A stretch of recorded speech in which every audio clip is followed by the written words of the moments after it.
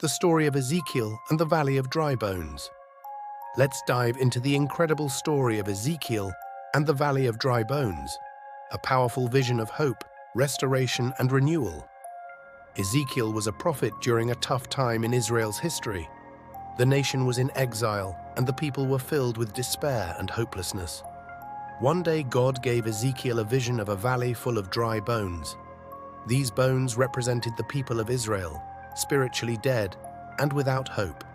As Ezekiel stood in the valley, God asked him, "Son of man, can these bones live?" Ezekiel replied, "Sovereign Lord, you alone know." God then commanded Ezekiel to prophesy to the bones. "Dry bones, hear the word of the Lord. I will make breath enter you, and you will come to life." As Ezekiel spoke God's words, a miraculous transformation occurred. The bones came together, and sinews and flesh covered them, but they were still lifeless. God commanded Ezekiel to prophesy to the breath. "Come, breath from the four winds, and breathe into these slain that they may live." As Ezekiel did so, breath entered the bodies, and they stood up, a vast army. Through this vision, God revealed his power to restore and revive his people.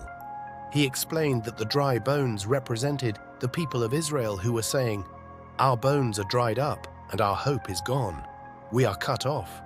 But God promised to open their graves and bring them back to the land of Israel.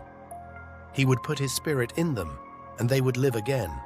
This vision is a powerful reminder of God's ability to bring life to the most hopeless situations.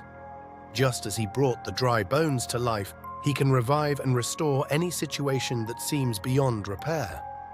So whenever you feel hopeless, remember Ezekiel and the Valley of Dry Bones. God can breathe new life into any circumstance. Drop an amen if you have God in your heart.